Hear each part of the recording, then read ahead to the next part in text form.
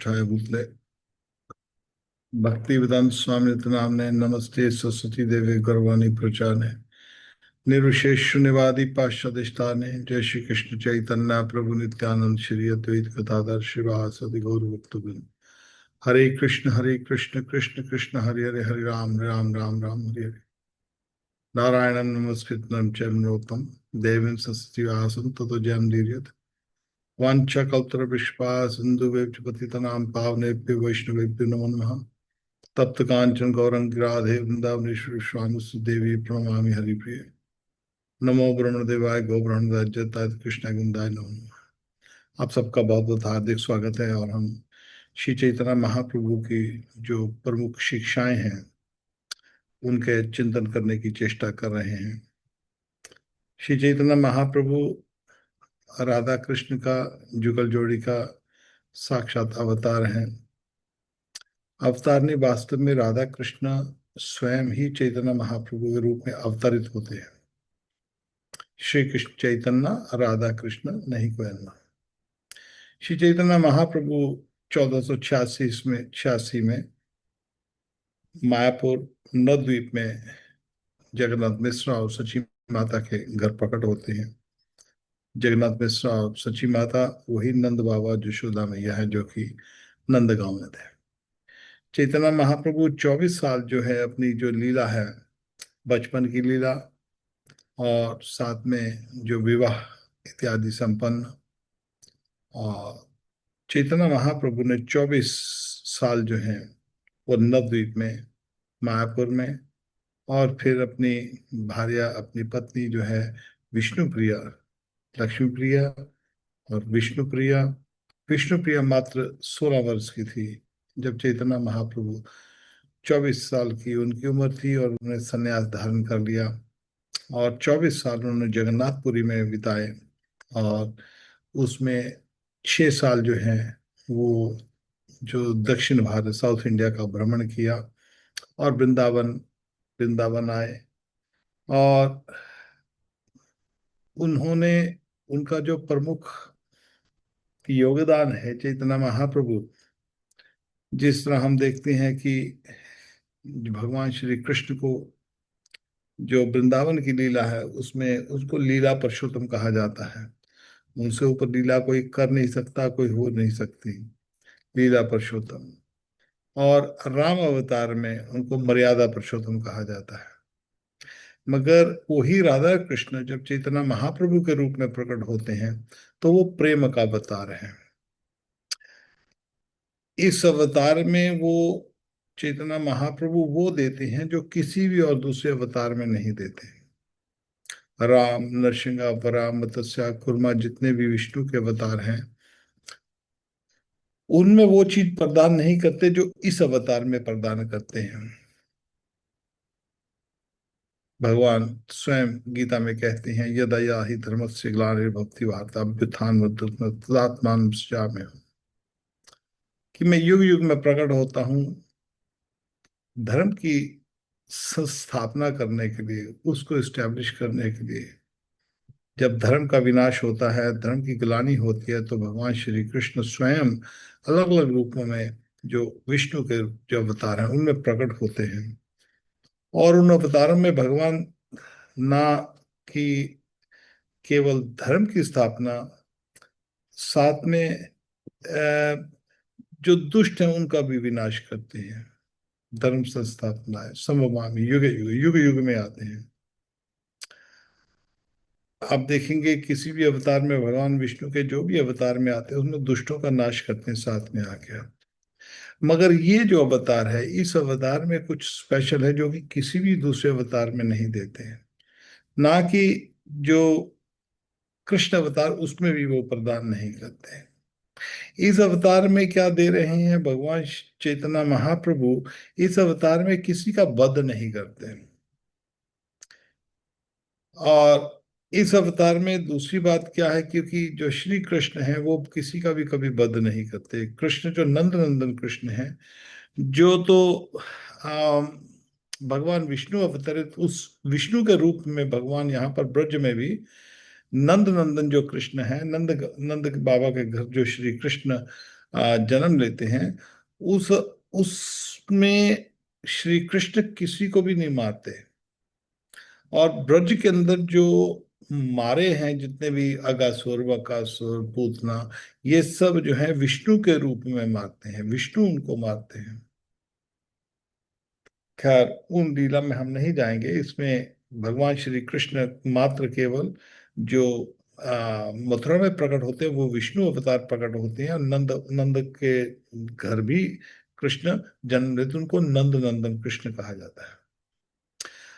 तो श्री चैतन्य महाप्रभु कौन सी ऐसी वस्तु है जो दूसरे दूसरे अवतारों में नहीं देते? ठीक है, इस चैतन्य महाप्रभु के रूप में वो किसी का वध नहीं करते, किसी भी दुष्ट को मारते नहीं हैं। तो और क्या दे रहे हैं? वो ये दे रहे हैं, ब्रज गोपी का जो श्रृंगार रस है वो देते हैं। ब्रज गोपियों ने जो भक्ति की है श्रृंगार रस में, उसको देते हैं, जो कि किसी और अवतार में नहीं देते। ब्रज की जो भक्ति है, दूसरे अवतारों में बैकुंठ की भक्ति मिल रही है। बैकुंठ, जितने भी बैकुंठ है सब समान है, उनमें अलग अलग लीलाएं होती हैं। ब्रज भी बैकुंठ है, गोलोक धाम भी बैकुंठ है, मगर वो परम बैकुंठ है। उस बैकुंठ से ऊपर और कोई बैकुंठ नहीं है। वो साक्षात नारायण का अपना घर है, श्री कृष्ण का अपना घर है। और बाकी के जितने बैकुंठ हैं, आप समझ सकते हैं कि वो जैसे भगवान के अलग अलग निजी घर तो अपने हैं, मगर एक पर्सनल निजी घर जो है वो बैकुंठ, जो वो गोलोक धाम है। और उस गोलोक धाम में जो गोपियों की प्रेम भक्ति है वो चैतन्य महाप्रभु देते हैं। केवल मात्र गोपियों के अंदर भी जो मंजरी उपासना है उसको प्रदान कर रहे हैं। और मंजरी उपासना भी कौन सी? भावोल्लास मंजरी उपासना। ये किसी भी अवतार में नहीं बतलाते हैं। ये चैतन्य महाप्रभु का ये जो गोपियों की मंजरी उपासना का अधिकार है, मात्र और मात्र गौड़िया संप्रदाय में ही उपलब्ध है। और किसी भी वैष्णव चार संप्रदाय हैं, करते हैं उसमें भी राधा कृष्ण की भक्ति, मगर जो जो वास्तव में जो भक्ति करने का जो विधि क्या है, उसकी साधना क्या है, और उसको उस राग मार्ग तक पहुंचने का जो जो उपासना है, जो मंजरी उपासना है, जो भावलास मंजरी उपासना, वो मात्र और मात्र जो अधिकार है वो चैतन्य महाप्रभु, क्योंकि चैतन्य महाप्रभु ने ही उसको प्रकट किया है। और चैतन्य महाप्रभु के जो जो जो गोस्वामी हैं, वो ये गोस्वामी का अर्थ हम पहले भी कई बार बता चुके हैं कि आजकल तो कोई भी जात में गोस्वामी का जन्म लेता तो उसको गोस्वामी कह देते हैं। इसको गोस्वामी नहीं कहते हैं। गो, जो अपनी गो कहते हैं इंद्रियों को, जो इंद्रियों को वश में कर लेता है, इंद्रियों को जो स्वामी हो, उसको गोस्वामी कहते हैं। और ये जो भावोल्लास मंजरी उपासना जो है, गोपियों की जो उपासना है, जो श्रृंगार रस की उपासना है, वो चैतन्य महाप्रभु ने अपने जो शिष्य हैं, रूप सनातन भट्ट रघुनाथ, श्री जुगपाल भट्ट,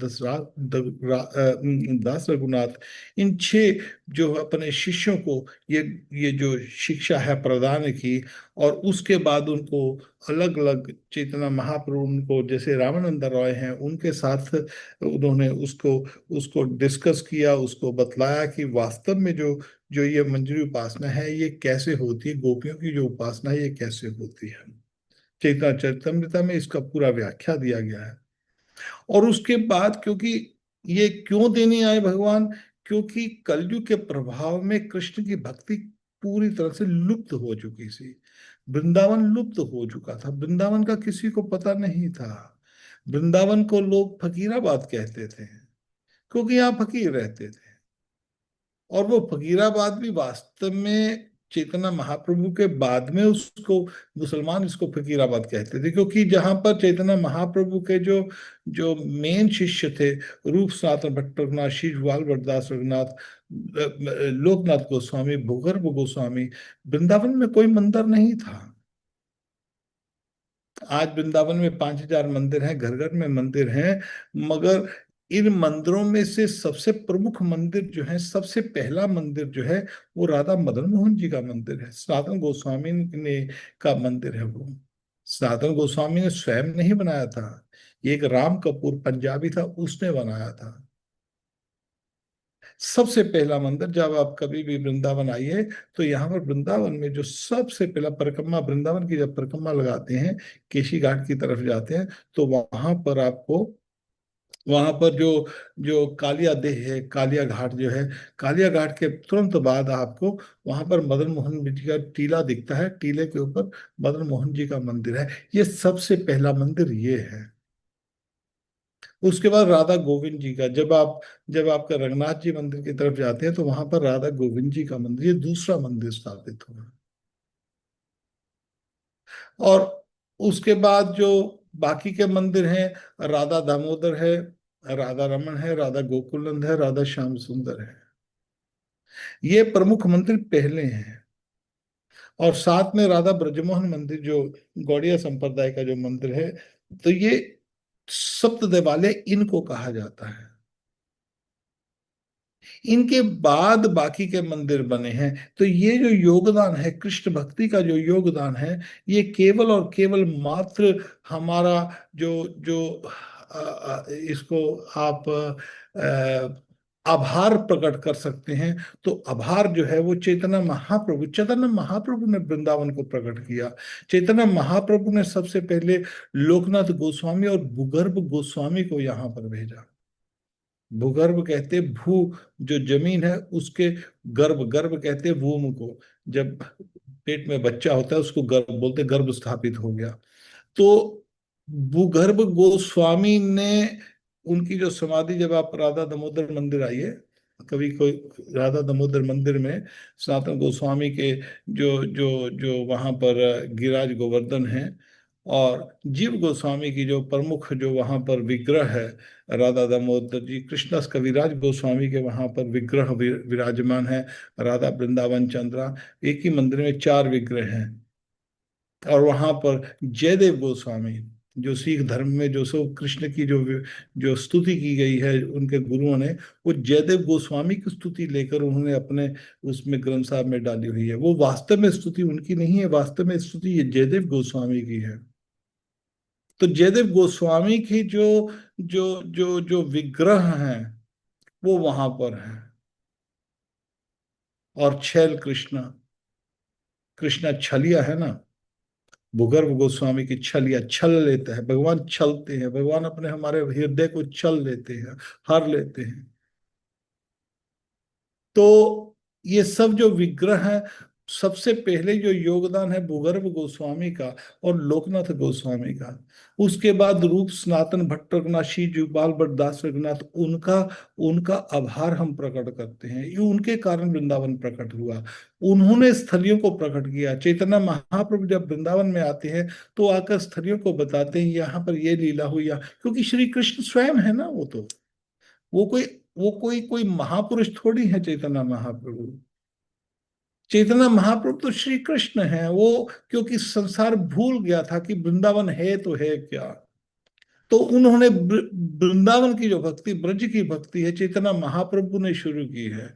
और 500 साल पहले जो चैतन्य महाप्रभु फिर आकर वहां पर बताते, ये राधा कुंड है, ये श्याम कुंड है, ये बरसाना है, ये रावल है, ये नंदगांव है, ये सब जितनी भी स्थलियां हैं, ये चैतन्य महाप्रभु और उनके जो पार्षद है रूप सनातन भट्ट रघुनाथ, जीव गोपाल भट्ट दास रघुनाथ, इन्होंने प्रकट की हैं। और इनके बाद जो श्रेय जाता है हमारे प्रबोधानंद सरस्वती ठाकुर महाराज, हमारे श्यामानंद प्रभु, हमारे श्रीनिवास नरोत्तम दास ठाकुर।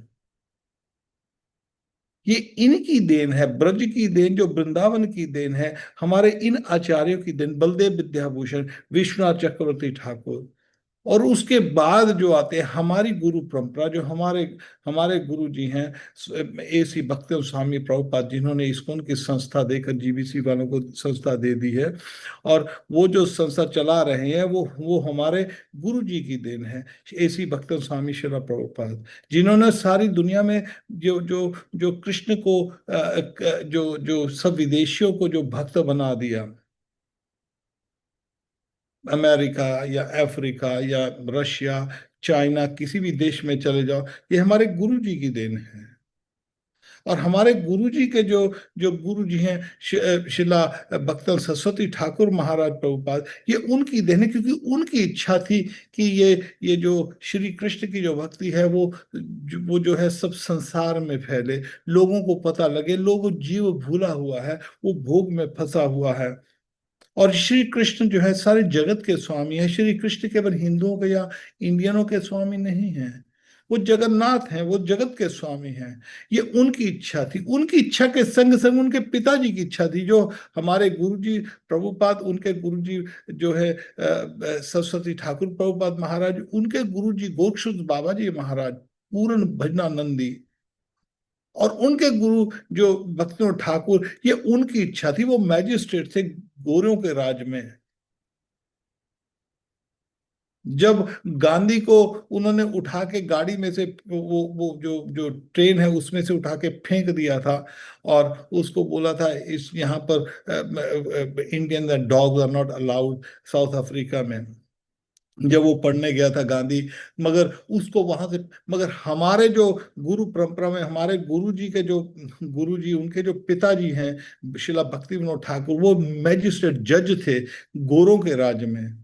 और गोरों ने गांधी को उठा के फेंक दिया था, मगर हमारे जो गुरु, हमारे जो परम परम परम गुरु जी हैं शिला भक्ति विनोद ठाकुर प्रभुपाद महाराज, उन उनके लिए यही विदेशियों ने, यही गोरों ने 1857 में जब ईस्ट इंडिया कंपनी की स्थापना की थी, तो उस समय में हमारे जो जो जो परम परम परम गुरु जी हैं, उनके लिए ट्रेन, एक एक ट्रेन की पटड़ी लगा दी थी, वहां से लेके, उनके घर से लेके जो है कचहरी तक, ताकि वो टाइम से पहुंच सके।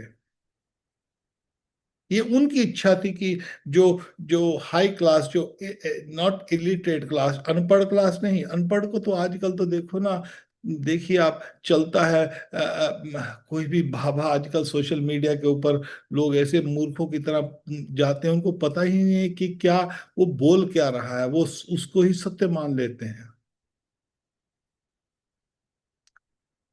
और मूर्खों की तरह लोग जाते हैं, कोई भी बाबा सोशल मीडिया पे बढ़ता है, अरे बाबा जी बहुत चमत्कारी हैं, बाबा जी ये है, महाराज जी वो है। लोग अंधविश्वास में चले जाते हैं। वृंदावन में भी अंधविश्वास फैला हुआ है। मगर हमारे परम परम गुरु जी जो शिला भक्तिनाथ ठाकुर चाहते थे कि educated class should understand what is Krishna consciousness. यदि ज्यादा चरती श्रेष्ठा तब तब ए वित्रो जना। वो चाहते थे कि ऑक्सफोर्ड यूनिवर्सिटी, कैम्ब्रिज यूनिवर्सिटी, ये बड़ी बड़ी यूनिवर्सिटीज जो हैं, वो चेतना महाप्रभु की फिलॉसफी, जो कि साइंटिफिक फिलॉसफी है, इट इज, कोई फेथ नहीं, कोई विश्वास नहीं है, उसको समझे। ये उनकी देन है। ये उनकी इच्छा थी कि चैतन्य महाप्रभु जो है और ये जो इसकी सुंदरता क्या है इस भक्ति में, क्योंकि ये जो भक्ति है, जो कोई और अवतार देता नहीं है, श्रृंगार रस की भक्ति, गोपियों की जो भक्ति है, उस भक्ति की जो हमारे आचार्य हैं, बहुत बहुत पढ़े पढ़े, बहुत पढ़े लिखे आचार्य थे। रूप गोस्वामी, सनातन गोस्वामी को पूरी अरबी अरबी आती थी, अरबी भाषा है, संस्कृत भाषा है, उर्दू है, हिंदी है, ये बंगाली है, इनमें मास्टर होते थे वो, पढ़े लिखे थे वो। रूप गोस्वामी और सनातन गोस्वामी को अनपढ़ नहीं थे। रूप गोस्वामी, उनको स्वामी जो है वो मिनिस्टर थे। राजा नवाब हुसैन शाह उसके दो मिनिस्टर थे, उसके लेफ्ट राइट हैंड थे दोनों। और उनका नाम दबीर खार और शक्कर मलिक बना दिया था। आप सोच सकते हैं कि उन्होंने चेतना महाप्रभु की, जब जब जब जब उन्होंने चेतना महाप्रभु के विषय में सुना, रूप को सनातन गोस्वामी ने, और उन्होंने ये जो फिलॉसफी है, ये जो सिद्धांत है, ये जो सिद्धांत है, इसमें इसमें क्या है, केवल और राधा कृष्ण का समर्पण है। और ये किसी भी अवतार में नहीं मिलता। भागवत के बाद जो उससे ऊपर पीएचडी है, जैसे हम स्कूल में जाते हैं, स्कूल में जाकर हम स्कूल की एजुकेशन प्राप्त करते हैं, उसके बाद हम यूनिवर्सिटी की एजुकेशन प्राप्त करते हैं, यूनिवर्सिटी फिनिश करते हैं तो पीएचडी करते हैं। चैतन्य महाप्रभु की लीला जो पीएचडी की लीला है, इसमें श्री कृष्ण का जो जीव का तो संबंध ही श्री कृष्ण से है। जो भगवान कहते हैं कि मम वांशो जीवलोके जीवभूत स्नातना मनुष्यष्ठानि इंद्रियाणि प्रस्थानि कृष्यति। जो जीव है वो इस संसार में भटक रहा है, जीव मेरा अंश है, मगर मन और इंद्रियों के संग वो भटक रहा है। श्री कृष्ण भगवान है, हम जीव के उनके अंश हैं।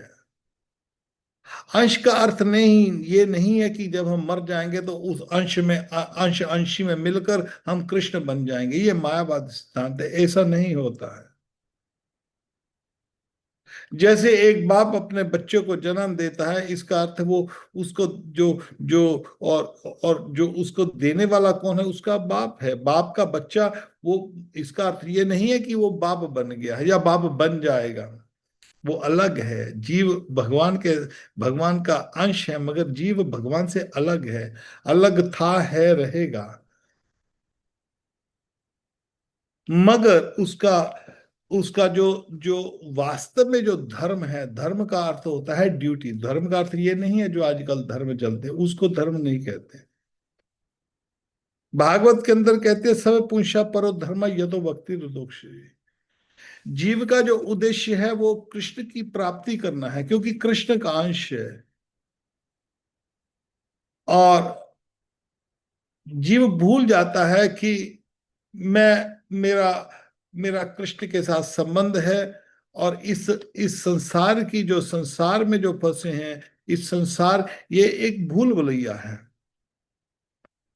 ये संसार एक जेल है, यहाँ पर भगवान को भूलकर हम 84 लाख योनियों में बूता बूता प्रलयते, हम एक जन्म के बाद दूसरा जन्म, जन्म मृत्यु इस संसार में, इसमें हम जैसे जन्म मृत्यु का संसार, जैसे हम आप समुद्र में जाए तो समुद्र में लहरें चल रही हैं, और समुद्र में एक लहर आती, फिर दूसरी आती, फिर तीसरी आती, लहर कभी रुकती नहीं है। उसी तरह इस संसार को मृत्यु का संसार कहा जाता है।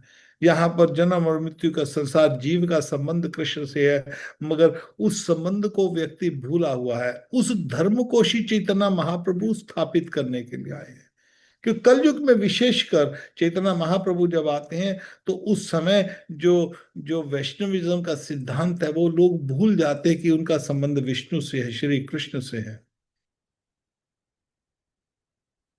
मायावाद का संबंध बहुत हो जाता है। चैतन्य महाप्रभु एक, क्योंकि कलयुग के अंदर जो धर्म है वो वास्तव में धर्म नहीं है, ये एक विश्वास है, ये पंथ है। जैसे ईसाई है, मुसलमान है, सिख है, ये ये एक ये एक पंथ है, ये एक विश्वास है। आज कोई मुसलमान है, कल को वो ईसाई बन जाएगा, जो ईसाई है वो सिख बन जाएगा, सिख है कोई कोई और विश्वास को धारण कर ले। ये विश्वास चेंज होते जाते हैं, धर्म चेंज नहीं होता। जैसे जो चीनी का धर्म है, वो मिठास है, वो कभी चेंज नहीं होता। चीनी पहले भी मीठी थी, आज भी मीठी है और आगे भी मीठी रहेगी, ये चीनी का धर्म है। आग का धर्म है ताप देना और प्रकाश देना।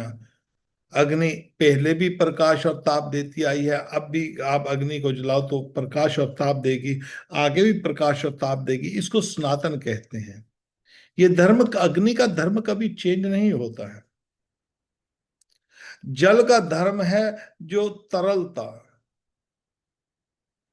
जल तरल था। जल कभी जल को आप कभी फ्रीज कर दो तो बर्फ बन जाती है, मगर तरलता जो जल है वो तरल ही रहता है। तो इसी तरह जीव है, क्योंकि हमारा संबंध श्री कृष्ण से है, हम कृष्ण को भूल के, कृष्ण भूलिया जीव भोग वांछा करे, माया तारे जा पाटिया धरे। श्री कृष्ण को भूलकर, कृष्ण भगवान है, भगवान मात्र एक श्री कृष्ण है और कोई भगवान नहीं है। ईश्वर परम कृष्ण सच्चिदानंद विग्रह नादराद्र गोविंद सर्व कारण कारण। गीता में भगवान स्वयं कहते हैं हम सर्वस्व प्रभवो मतः सर्वम प्रभव इति मत्वा भजन्ते मम बुद्धा भाव संवित। सब कुछ मेरे से प्रकट होता है। मैं सबका माता पिता दाता पितामह मैं ही हूं, श्री कृष्ण है। और श्री कृष्ण उसी धर्म को स्थापित करने के लिए चैतन्य महाप्रभु के रूप में आते हैं। सबसे पहली ये जो शिक्षा है, जो जो चैतन्य महाप्रभु क्या स्थापित करने आ रहे हैं, यहाँ पर युग धर्म। युग धर्म क्या है? ये कलयुग शुरू हो गया, कलयुग की प्रथम संध्या है। आजकल तो पता नहीं क्या क्या भविष्यवाणियां हो रही है, कहाँ से किसी ने कोई मलिका उठा के ले आया, कोई पता नहीं क्या क्या भविष्य मलिका, वो मलिका, अरे वो खत्म हो जाएगा, 2005-6 साल में वो होगा। अरे युद्ध आते हैं, युद्ध चले जाते हैं, युद्ध युद्ध चलते रहते हैं, युद्ध कभी रुके नहीं हैं। क्योंकि जो भौतिक, सबसे पहले राजा लोग लड़ते आ रहे हैं, हजारों करोड़ों युगों से लड़ते आ रहे हैं। ये यहाँ की ये प्रकृति है, इस संसार की प्रकृति है। और राजा लोग युद्ध युद्ध युद्ध आएंगे, युद्ध जाएंगे, विनाश होगा, फिर होता, ये चलता रहेगा। युग ये नहीं है कि ये युग जो है, ये कलयुग जो है, ये 4,32,000 साल के लिए है। जो 5,000 साल पहले शुरू हुआ, 5,000 साल पहले शुरू होते ही लोग भूल जाते हैं कि श्री कृष्ण भगवान है, विष्णु भगवान है। कलयुग, परीक्षित महाराज जाने के बाद कलयुग का प्रभाव पड़ जाता है। लोग मांस मदिरा का भक्षण करना शुरू कर देते हैं। और महात्मा बुद्ध आते हैं और बोलते हैं, अहिंसा परम धर्मा। अहिंसा किसी को, मतलब आजकल बुद्धिस्ट लोग ही ज्यादा, आप देखेंगे, आप यूट्यूब आजकल आपके पास है, आप देखेंगे सब बुद्धिस्ट लोग जो है, वो जो वो मांस, खूब मांस खाते हैं।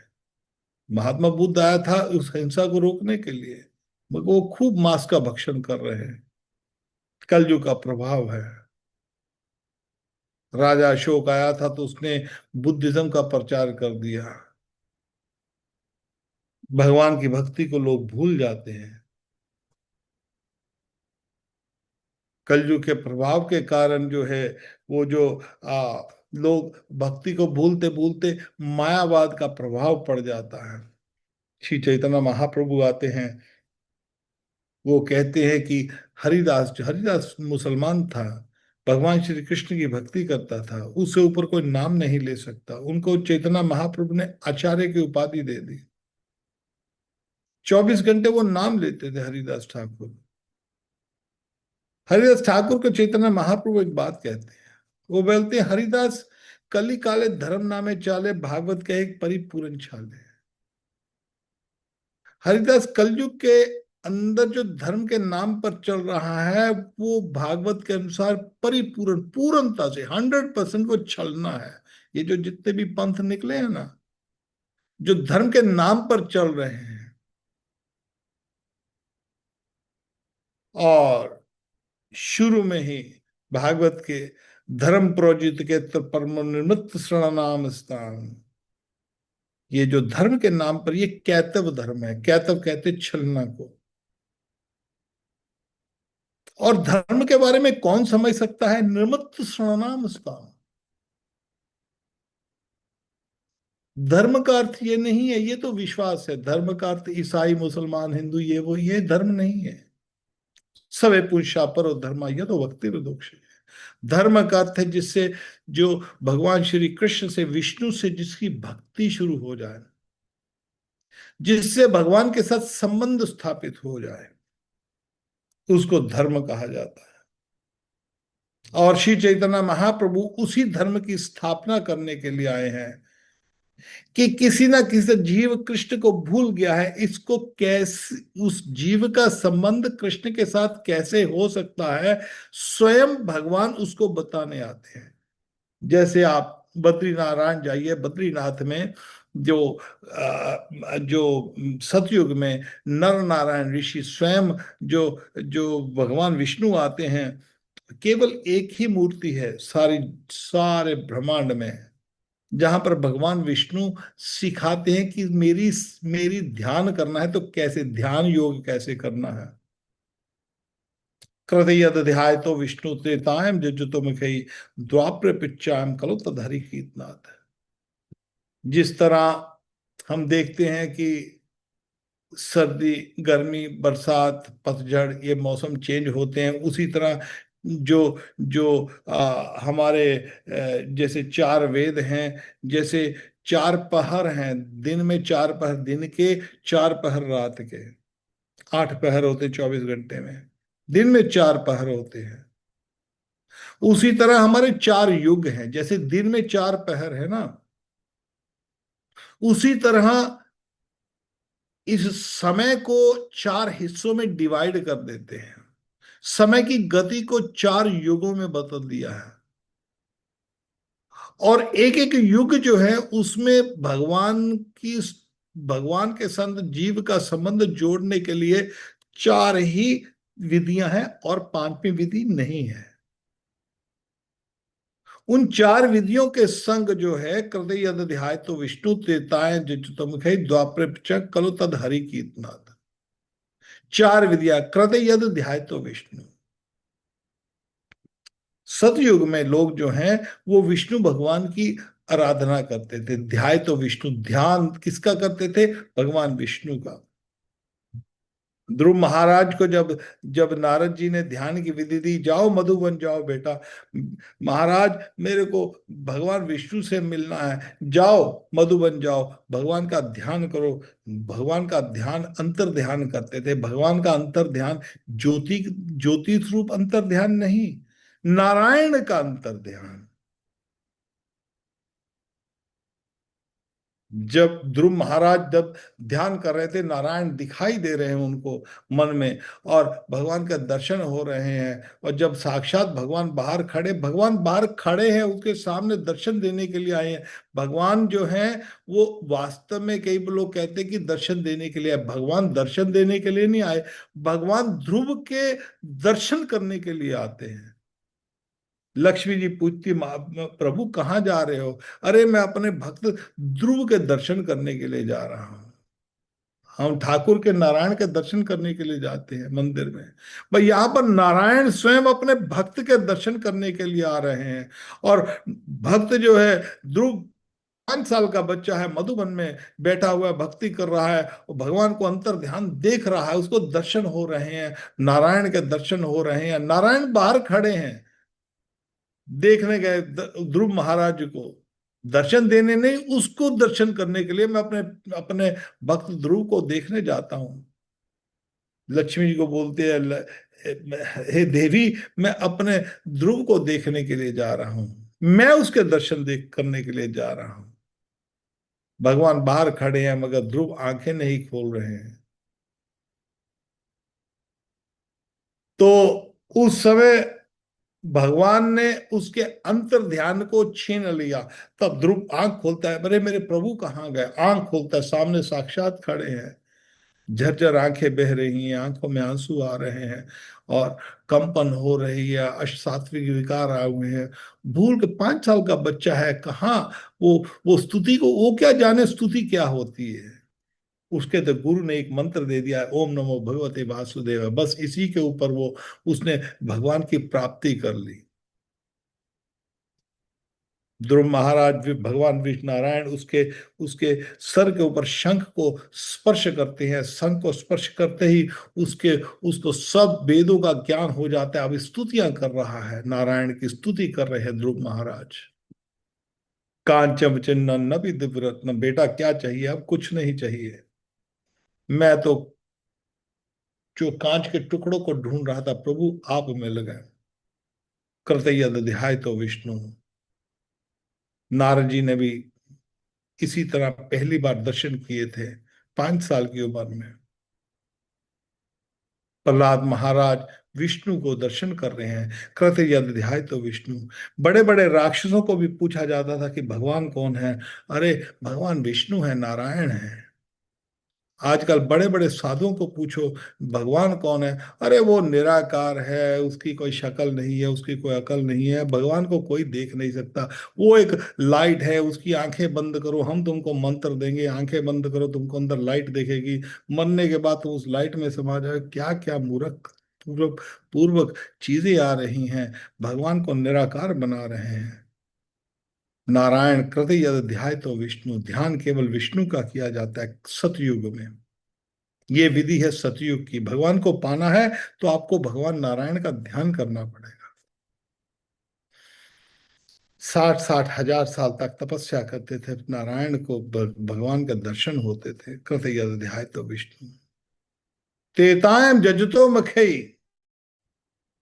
त्रेता युग में यज्ञ होते थे। राम भगवान स्वयं यज्ञ करते थे, और यज्ञ में से यज्ञ पुरुष विष्णु प्रकट होते हैं। द्वापर पृच्छ्रायाम, द्वापर के अंदर जो है मंदिर जाना। द्वापर में श्री कृष्ण की, जब जब रुक्मिणी के संग रुक्मिणी जाती है मंदिर, देवी के मंदिर में जाती है, पृच्छ्रायाम, मंदिर जाना, मंदिर में पूजा, विग्रह पूजा जो है आजकल बहुत मुश्किल हो गया है। आजकल वो पूजा नहीं हो सकती, आजकल ध्यान भी नहीं हो सकता, यज्ञ हो नहीं सकता। यज्ञ में सामग्री जो है वो दूषित सामग्री है। आप देखते हैं आजकल घी भी शुद्ध नहीं है, मंत्र उच्चारण करने वाला ब्राह्मण शुद्ध नहीं है, और यज्ञ करवाने वाला शुद्ध नहीं है। आप देखते हैं विवाह में होते हैं, विवाह लोगों में, विवाहों में मदिरा मांस भक्षण सब कुछ चल रहा है। अरे रात को विवाह कर रहे हैं लोग, देखो कितना, रात का समय यज्ञ का समय थोड़ी है, रात का तो प्रेतों का समय है, भूत प्रेतों का समय है। यज्ञ दिन में होता है। सूर्य, जब तक सूर्य विद्यमान है, सूर्य छिपने के बाद यज्ञ नहीं होता है। मगर आजकल विवाह लोग रात को करते हैं, और उस रात में वहां पर जब विवाह वगैरह होते, यज्ञ हो रहे हैं, वहां पर पंडित, पंडित को कोई ध्यान नहीं दे रहा, पंडित कौन सा मंत्र बोल रहा है, मास चल रहा है, अश्लील वस्त्र पहने हुए हैं, और हुक्का पार्टी चल रही है, शराब चल रही है। वहां पर देवता क्यों आएंगे? इसीलिए तलाक शलाक ये सब कुछ आजकल, इसीलिए लोग अशांत हैं। कृत यदध्याय तो विष्णु द्वापर त्रेताम जज्जुतो मुखई। यज्ञ जो है, यज्ञ नहीं हो सकते आजकल। और धाम में जाना, मंदिरों में जाना, समय नहीं है किसी के पास। ठीक है, लोग आजकल आजकल घूमने जाते हैं, ज्यादा ज्यादा लोग पर्यटन करने के लिए जाते हैं। सबकी बात नहीं कहता, जो भक्त लोग हैं वो तो यहाँ पर 84 कोस परिक्रमा लगाने भी लोग आते हैं, बड़ी बड़ी श्रद्धा के साथ। मगर अधिकतर लोग घूमने फिरने के लिए जाते, पर्यटन के लिए जाते, टूरिज्म के लिए जा रहे हैं। कृतय अध्याय तो विष्णु त्रेताम जो कलो, द्वापर कलो तद हरि कीर्तन, कलयुग के अंदर केवल और केवल हरि कीर्तन है। नाम पहले भी होता, नाम भी कर सकते थे। कृतय, कृत्य में, कृत्य में कहते हैं जो सतयुग होता है, सतयुग में नाम और ध्यान कोई भी साधन कर सकते थे। त्रेता में भी यज्ञ भी नाम कोई भी साधन कर सकते थे, दोनों में से। द्वापर में मंदिर में पूजा करना, अर्चना पूजा करना, विग्रह पूजा करना और नाम, ये कोई भी कर सकते थे। मगर कलो तद हरि कीर्तन, कल युग के अंदर केवल हरि कीर्तन है और कुछ नहीं है। परीक्षित महाराज को जो शुकदेव गोस्वामी कहते हैं, सारी भागवत बताने के बाद वो अंत में कहते हैं, कले दोष निधे राजन, हे राजन, ये कलयुग जो है ये दोषों का समुद्र है। कले दोष निधे राजन, समुद्र है ये दोषों का। जब जहां भी चलो जाओ, दोष ही दोष प्रकट होंगे आपको। कले दोष निधे राजन हस्ती एक महान गुना, केवल इसमें एक ही महान गुण है। वो कौन सा महान गुण है? कीर्तनादेव कृष्ण समुख संग परम ब्रजेत, कृष्ण का कीर्तन जो है वो ही केवल मुक्तिदायक है, और कोई रास्ता नहीं है। अब श्री चैतन्य महाप्रभु जो हैं वो इस युग धर्म को देने के लिए आए हैं, और उन्होंने सिखाया, हरे नाम ही केवलम। ये हरि नाम जो है केवल, वो ही केवल हरि नाम ही केवल जो है इस युग में। हरे नाम, हरे नाम, हरे हरे कहते हैं हरि को, विष्णु को। हरे नाम, हरे नाम, हरे नाम ही केवलम कलो नास्ते। कलयुग के अंदर और कोई रास्ता नहीं, कलयुग के अंदर और कोई रास्ता नहीं, कलयुग के अंदर और कोई रास्ता नहीं। गति अन्यथा, गति का और कोई भी रास्ता नहीं है। चैतन्य महाप्रभु ने विशेषकर एक मंत्र दिया, वो स्वयं उस मंत्र को जपते थे, उनको जपने की जरूरत नहीं है। मगर उन्होंने जप कर सिखाने के लिए हमको, जैसे उन्होंने जपा, जैसे मान लो हमारे सर में दर्द है और हम किसी किसी बच्चे को बोलते, बेटा मेरे सर में थोड़ा सा चम्पी कर दे, थोड़ा तेल मालिश कर दे, और बच्चे को पता नहीं कैसे करना है, तो बच्चे को बिठा के ला तेरे को मैं बताता हूँ कैसे करना है, ऐसे करके, ऐसे ऐसे ऐसे ऐसे रगड़, ऐसे करो, ये कर वो कर, ऐसे करके तो ऐसी मालिश कर। तो मालिश करने के लिए बच्चे की मालिश सिखाते हैं, बच्चे को मालिश करना सिखाते हैं। श्री चैतन्य महाप्रभु श्री कृष्ण हैं, श्री कृष्ण स्वयं सिखाते हैं कि मेरी प्राप्ति करनी है, मेरी भक्ति करनी है, और मेरी जो भक्ति करनी है, क्योंकि चैतन्य महाप्रभु अब जो यहां पर एक विशेष बात आती है, जो कोई व्यक्ति, कोई साधु होगा, कोई ऋषि होगा, कोई मुनि होगा, कोई देवता होगा, कोई अध्यात्म होगा, कोई आचार्य होगा, कोई बड़ा गुरु होगा, कोई छोटा गुरु होगा, वो अपनी कैपेसिटी के हिसाब से, वो वो अपनी शक्ति के हिसाब से वो अपने चेले को ज्ञान दे सकता है। बड़े ध्यान से सुनिए, हम जो मैं इस बात को आपको जो बता रहा हूं, कोई भी व्यक्ति हो, कोई भी धार्मिक पुरुष हो, कोई भी देवता हो, कोई देवी हो, कोई देवता हो, कोई ऋषि हो, कोई मुनि हो, कोई कोई भी व्यक्ति अपनी शक्ति अनुसार, अपनी शक्ति से ज्यादा नहीं वो बता सकता। मगर यहां पर जो बताने वाले कौन आए हैं, साक्षात श्री राधा एंड कृष्ण आए हैं। साक्षात राधा कृष्ण के बराबर कोई है नहीं, था नहीं, होता नहीं, होगा नहीं, हो सकता नहीं। मत्य परतरम नान्यत किंचित अस्ति धनंजय। किंचित भी, कोई भी, मात्र छोटी सी चीज भी, कोई भी मेरे से ऊपर नहीं है।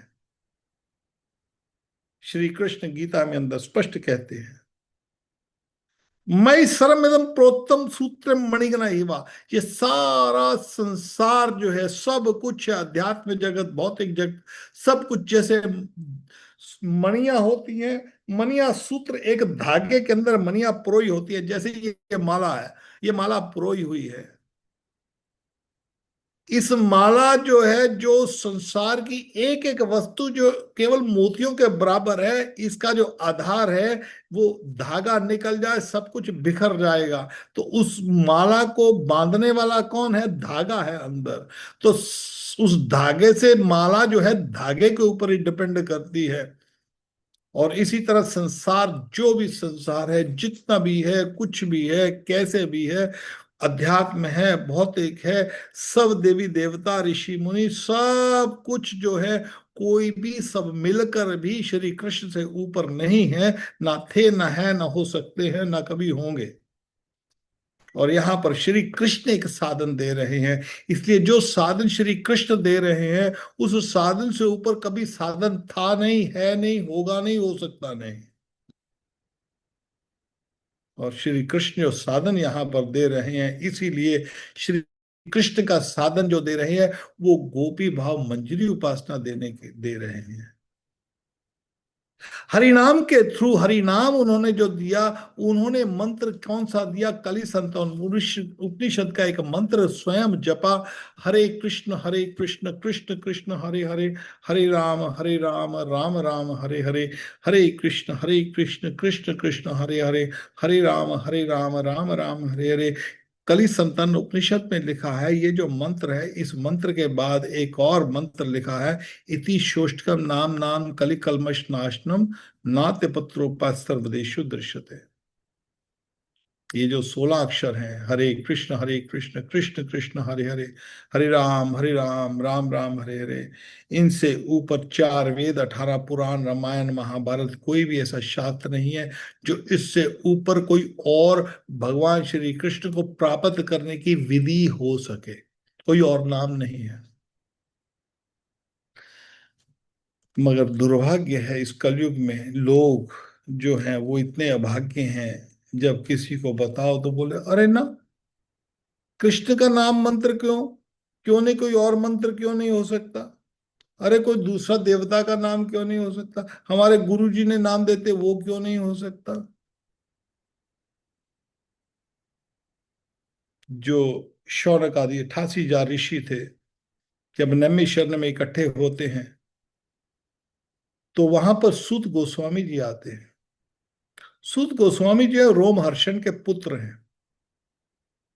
सूत गोस्वामी जी जब 7 दिन जो आ, परीक्षित को श्राप था कि तक्षक नाग उसको काट देगा, तो गंगा जी के किनारे जब वो बैठते हैं तो सब वहां पर देवी देवता हैं, ऋषि मुनि हैं, वेद व्यास मुनि हैं, नारद जी भी वहां पर हैं, बड़े बड़े ऋषि मुनि वहां पर इकट्ठे हुए हैं। अरे राजा 7 दिन के बाद इसको तक्षक नाग छोड़ देगा, और राजा बहुत धार्मिक है, और सब आते हैं, तो वह उस समय परीक्षित महाराज आते हैं। और परीक्षित महाराज जो है वो उस कथा में सूत गोस्वामी बैठे थे। परीक्षित महाराज को राधा कृष्ण प्राप्त हो गए 7 दिन के बाद, तक्षक नाग आया। तक्षक तक्षक नाग के डसने से पहले ही उन्होंने प्राण त्याग दिए थे। उस समय परीक्षित जो है, जो जो शुद्ध गोस्वामी पूछते हैं, राजन तेरे को क्या दिखाई दे रहा है इस समय। महाराज मेरे को तो केवल राधा कृष्ण दिखाई दे रहे हैं। तो शरीर छोड़ दो। जिस समय शरीर छोड़ रहे हैं, अब वहां का जो वचन है वो भी भंग नहीं होगा। शरीर छोड़ने में और तक्षक नाग के डसने में इस तरह विधि बनाई भगवान ने कि उसी समय डसा, क्योंकि उसको डस नहीं सकता था। एक एक तरफ श्राप लगा हुआ है, एक तरफ परम भक्त खड़ा है। उस परम भक्त के, कृष्ण के भक्त को तक्षक ना क्या तो उसका बाप भी नहीं टच कर सकता था। मगर विधि के विधान को बताना था, और उस समय उन्होंने राधा कृष्ण को प्राप्त कर लिया। उस सभा में सूत गोस्वामी जी बैठे थे। और जब 1,000 साल बीत गया और सूत गोस्वामी जी भ्रमण करते हुए जब नैमी शरण में पहुंचते हैं, तो कलयुग का उसको 1,000 साल तक जब चला गया, तो 88,000 ऋषि थे जो यज्ञ कर रहे थे। यज्ञ करते करते उनके मुंह काले हो जाते, यज्ञ में धुआं निकलता है ना, यज्ञ करते करते मुंह काले हो जाते हैं। तब 88,000 ऋषि, शौनक आदि 88,000 ऋषि बैठते हैं। उनमें से एक हेड है जो 88,000 ऋषियों का प्रतिनिधि बनकर, उनका नाम है शौनक ऋषि। और शौनक ऋषि जो है वो सूत गोस्वामी जी को आसन विराजमान करते हैं, महाराज आप आए हो, और हमने, हम सब ऋषि भगवान की प्राप्ति के लिए यज्ञ कर रहे हैं, मगर हमने ध्यान साधन किया मगर कुछ मिल नहीं रहा। हमने यज्ञ कर रहे हैं मगर यज्ञ करते करते हमारा मुंह काला हो गया है इस यज्ञ के धुएं से, अभी भी भगवान की प्राप्ति नहीं हो रही है। आप हमको कोई मार्ग दिखाइए, और वो मार्ग दिखाइए, क्योंकि कलयुग के अंदर एक एक तो हमारा कल्याण हो जाए। और तब सूत गोस्वामी जी कहते हैं, हे ऋषियों, मैंने जो शुकदेव गोस्वामी के मुखार बिंद से सुना है वो मैं आपको सुनाता हूं। उसको कहते श्रीमद् भागवतम। मैं उसको सुना रहा हूं, और संग में जो ऋषि हैं वो कहते हैं, महाराज आप हमको ये तो सिखाए, बताइए बताइए, हमको जन कल्याण के लिए बताइए। प्राण अल्पायु सब एकलावस्मीन जुगे जना, मंद सुमंद मंद भाग्य उपद्रता। कलयुग के अंदर लोगों की बुद्धि जो है वो प्राण अल्पायु, आयु बहुत छोटी हो गई। आप देखते हैं आयु जल्दी जल्दी लोग मर रहे हैं। प्राण अल्पायु सब एकलावस्मीन जुगे जना। मंद सुमंद, उनका भाग्य मंदा होगा, 24 घंटे डिस्टर्ब होंगे वो, कोई ना कोई कष्ट उनको उनको पीछा कर रहा होगा, मन अशांत होगा। उस दुर्भाग्य के कारण मंद सुमंद भाग्य, भाग्य मंदा है। भगवान कृष्ण के बारे में एक समझ नहीं सकते हैं। वास्तव में भगवान श्री कृष्ण को समझने के लिए भगवान श्री कृष्ण स्वयं गीता में कहते हैं, बहुनाम जन्म नाम अंते ज्ञानवान मम प्रपतते वासुदेव सर्वमिति स्व महात्मा सो दुर्लभ। अरे बड़े बड़े महात्मा होंगे, मगर वास्तव में जो महात्मा है वो बहुत सुदुर्लभ है, जिसको ये पता है कि वसुदेव सर्वमिति, वसुदेव ही सब कुछ है, श्री कृष्ण सब कुछ है। मनुष्यनाम सहस्रेषु कश्चित् यतति सिद्धये यततामपि सिद्ध्यनाम कश्चिन् भवेति तद्विता। हजारों हजारों करोड़ों करोड़ों व्यक्तियों में से कोई एक सिद्ध पुरुष होगा, ज्ञानी होगा, जिसको ये पता होगा कि मैं ये शरीर नहीं हूं, मैं आत्मा हूं। और आत्मा के ऊपर जो व्यक्ति अपनी सिद्धि प्राप्त कर ले, उन जैसे ज्ञानियों में से करोड़ों में से एक विरला मेरे को तत्व में जान सकता है। हे अर्जुन, ये श्री कृष्ण बतला रहे हैं। और कलयुग के अंदर भगवान कृष्ण की जो भक्ति जो के पूरी लुप्त हो गई थी, उसको स्थापना करने के लिए श्री चैतन्य महाप्रभु ने ये मंत्र और वृंदावन को प्रकट किया, कृष्ण भक्ति को प्रकट किए, गोपियों की भक्ति को प्रकट कर रहे हैं।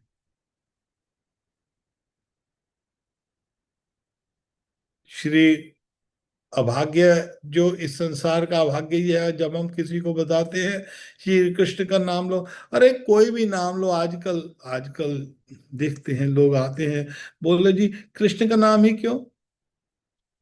अरे राम कृष्ण महापुरुष है, और भी तो बड़े बड़े महापुरुष हुए हैं, मगर राम कृष्ण महापुरुष नहीं है।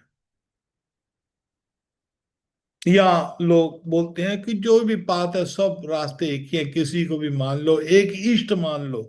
एक और बड़ी बड़ी बीमारी है ये कलयुग की।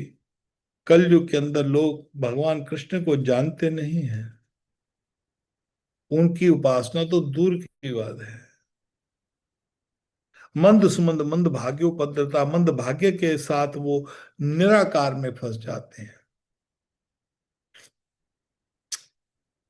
मायावाद में फंस जाते हैं। मायावाद क्या, लोग कई बार लोग बोलते हैं जी मायावाद क्या है? मायावाद का अर्थ है जी, ये जो संसार माया है, इसमें जो रह रहा है व्यक्ति, उसको मायावादी कहते हैं ना। इस ये नहीं, मायावाद जो है, मायावाद रति अर्थम यत प्रतीयत ना प्रत्यात्ति तद विद्यात्म मायाम यथा बासो यथा तमः। माया का अर्थ है, भले कोई भी वस्तु हो, कैसी भी वस्तु हो, उसकी कितनी भी उसकी वैल्यू हो, कभी उसका संबंध कृष्ण से नहीं है, या उसका जो कृष्ण को भूली हुई वो वस्तु है, या वो संबंध स्थापित नहीं कर, उसको माया जानना चाहिए। भागवत के चतुर्श्लोकी भागवत है, 4 श्लोक, नारद जी ने जो 4 श्लोक दिए थे वेद व्यास मुनि को, ये दूसरा श्लोक है। उसको चतुर्श्लोकी गीता कहते हैं, भागवत कहते हैं। ये जो 4 श्लोक है, जो वास्तव में जो जो जो जब वेद व्यास मुनि नारद जी के पास जाते हैं, तो नारद जी को पूछते हैं कि गुरु जी, मैंने 4 वेद लिख दिए, उसमें धर्म अर्थ काम मोक्ष सब कुछ लिख दिया, 5 तरह की मुक्ति भी लिख दी, मगर मेरा मन अभी भी प्रसन्न है। मैंने मैंने 4 वेद लिखे, 18 पुराण लिखे, और सब कुछ लिखने के बाद भी मेरा मन अशांत है। तो उस समय जो उनके गुरु हैं देव ऋषि नारद, उन्होंने उनको चतुर 4 श्लोक बताए, बोले वत्स, तुम अब भागवत लीला लिखो श्री कृष्ण की, उनमें ये 4 श्लोक दिए। उन 4 श्लोकों को एक्सपैंड कर कर लिखकर उन्होंने जो जो वेद व्यास मुनि ने 18,000 श्लोक लिख दिए, उसी को श्रीमद् भागवतम कहते हैं। इस श्रीमद् भागवतम का जो बीज है वो 4 श्लोक है, चतुर्श्लोकी है। चतुर्श्लोक में जो दूसरा श्लोक है, रते अर्थम प्रतीयत ना प्रतीयत चात्मि तद विद्यात्म मायम यथा बासो यथा तमः। जिस तरह परछाई होती है सूर्य की, जहां पर सूर्य नहीं होता उसकी जो परछाई है वहां पर सूर्य दिखाई नहीं देता, उसी तरह उस तमा को, जो जो उस अंधकार को, जो श्री कृष्ण से जिसका संबंध नहीं, क्योंकि छाया का जो संबंध है वो संबंध तो सूर्य से है, क्योंकि सूर्य नहीं है तो ही तो वो अंधकार है ना। अंधकार का सूर्य का घनिष्ठ संबंध है मगर नहीं भी है। अंधकार और सूर्य कभी मिलते नहीं है, मगर अंधकार है सूर्य के बगैर हो भी नहीं सकता। सूर्य नहीं है इसलिए तो अंधकार है ना। तो ये जो संसार है जहां पर हम भूलते हैं, ये कोई मिथ्या नहीं है। मायावाद लोग जो कहते हैं उसको कहते हैं जी ब्रह्म सत्य जगत मिथ्या, ब्रह्म सत्य है ये जगत मिथ्या, ये मिथ्या नहीं है, ये फैक्ट है। अभी देखिए, हमारे को कोई कोई हमारी उंगली उंगली हमारी दरवाजे में आ जाए, उसको दर्द हो जाए, ये मिथ्या है क्या? अरे हुई है, दर्द हो रही है, हमको अनुभव हो रहा है, इस संसार का अनुभव चल रहा है। तो मायावादी यहां पर उसको कहते हैं मायावादी। मायावादी कहते हैं ये संसार है, हमारे भोग विलास हमको भुला देते हैं कि भगवान क्या है। हम भगवान को जानना नहीं चाहते। हमारे पास घर है, संपत्ति है, बच्चे हैं, हमारे शरीर की वासनाओं की तृप्ति हो रही है, हम आनंद मना रहे हैं, हम सोचते हैं हमको क्या लेना देना भगवान से। तो उसी तरह कोई व्यक्ति ये जान जाए, नहीं नहीं मैं तो शरीर नहीं हूं, मैं तो एक आत्मा हूं। और आत्मा जो है, अब आत्मा के बाद में भगवान को ना मानना, भगवान जो है, अरे अच्छा, तो हम निराकार है भगवान, है नहीं, उनकी आकार नहीं, उनकी शक्ति, उसको निराकार कहते हैं। ये लास्ट स्नेयर ऑफ माया, जो माया का अखीरला जाल है, उसको कहते हैं निराकारवाद। यहाँ पर भौतिकवादी तो भगवान को रिजेक्ट कर ही देते हैं, मगर जो अध्यात्म लोग जो हैं वो भी भगवान को रिजेक्ट करते हैं। भौतिकवादी जो व्यक्ति है, जिसको धन चाहिए, संपत्ति चाहिए, परिवार चाहिए, संसार का आनंद चाहिए, वो बोलता अरे मेरे को क्या लेना देना भगवान से। तो उसी तरह जो जो निराकारवादी हैं, उनको अब ब्रह्म सुख चाहिए। सुख तो चाहिए, संसार का सुख नहीं चाहिए, इससे बढ़िया सुख चाहिए, ब्रह्म का सुख चाहिए। मगर भगवान के विषय में अभी पता नहीं है, इसको कहते हैं निराकारवाद। तो चैतन्य महाप्रभु जब आते हैं तो यहाँ पर हरिनाम का जो जो प्रसारण करते हैं, हरिनाम कर कर बताते हैं हरिनाम कैसे लेना है, किस हिसाब से लेना है, उसके विषय में चैतन्य महाप्रभु बताएंगे, बता रहे हैं। और साथ में उन्होंने खंडन किया निराकारवाद का, ब्रह्मवाद का, अद्वैतवाद का, इसका खंडन किया, घोर खंडन किया उन्होंने। सारे किसी को भी उन्होंने रिजेक्ट नहीं किया। कहते हैं कि पापी तापी जो भी है उसको भी उद्धार किया चैतन्य महाप्रभु ने। किसी भी राक्षस को मारा नहीं, मगर उन्होंने मायावाद का खंडन किया।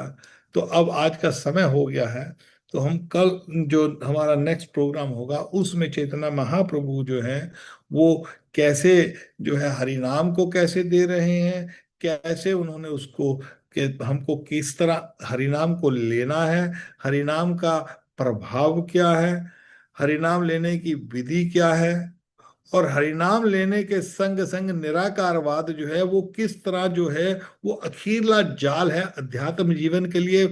जो रोड़ा है, जैसे रास्ते में रोड़ा अड़चन है, निराकारवाद जो है वो किस तरह भगवान श्री कृष्ण की भक्ति में एक बहुत बड़ा अड़चन है, एक बहुत बड़ा रोड़ा है, उसको कैसे निकालना है। और क्यों निकालना है? क्योंकि वो रास्ता भगवान की तरफ लेके नहीं जा रहा, और वो रास्ते से हम भटक जाते हैं। भगवान को प्राप्त कैसे करना है, हरि नाम कैसे लेना है, और निराकारवाद से उसमें क्या क्या दोष हैं, वो चेतना महाप्रभु बतलाते हैं प्रकाश नंदा सरस्वती के माध्यम से, बहुत बड़े जो निराकारवादी थे, और सर्वमट्ट भट्टाचार्य मुरारी गुप्ता के माध्यम से, और संग में संग श्री चैतन्य महाप्रभु हरि नाम कैसे लेना है वो रूप गोस्वामी के, सनातन गोस्वामी के माध्यम से, और रामानंद राय के माध्यम से, और जगाई मदाई के माध्यम से पापी व्यक्ति गोपाल चावला उसके माध्यम से, कि पापी से पापी कैसे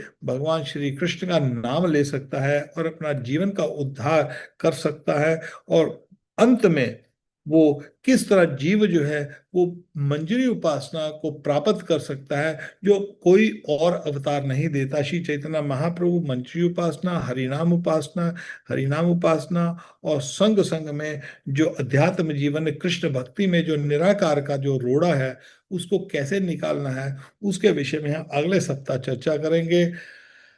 और आज का समय हो गया है, कोई भक्त कोई प्रश्न पूछना चाहता है इस विषय में तो मैं उस प्रश्न को ले सकता हूँ। आपका कोई प्रश्न हो तो आप हरे अपना। कृष्णा प्रभु जी, दंडवत हाँ, प्रणाम। राधे श्याम, राधे श्याम, बेटा राधे श्याम, सहदेव बोलो। प्रभु जी, आपने वो चतुर्श्लोकी भगवतम का बताया, वो कौन से 4 श्लोक हैं, ये काइंडली बता दें।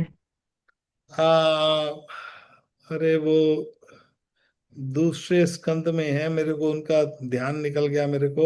आमे वासमाग्रो 4 श्लोक है, मैं आपको व्हाट्सएप पे भेज दूंगा। मेरे को अभी उसका एग्जैक्ट मेरे को नंबर शायद 31, बट मेरे को एग्जैक्ट मेरे को उसका वर्ड याद भूल गया, एग्जैक्ट श्लोक नंबर याद भूल गए हैं। ठीक है, मैं तेरे को बता दूंगा उसको, 4 श्लोक को, चलिए चतुर्श्लोक। ठीक है।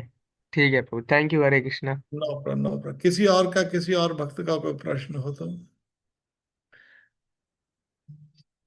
ठीक है, आपका प्रश्न नहीं है तो हमारा ये निवेदन है कि हम अगले सप्ताह जो हमारा प्रोग्राम होगा, इसी इसी प्रोग्राम के ऊपर चैतन्य महाप्रभु ने नाम कैसे लेना है, हरि नाम कैसे लेना है, क्यों लेना है, और निराकारवाद से कैसे बचना है, तो इसके विषय में हम कंटिन्यू करेंगे अगले सप्ताह। और उसके बाद जो है हम जो है वो भागवत का हमारा जो राजा अंग पृथु, इसके विषय में जो जो राजा वेन उसकी कथा शुरू हो जाएगी।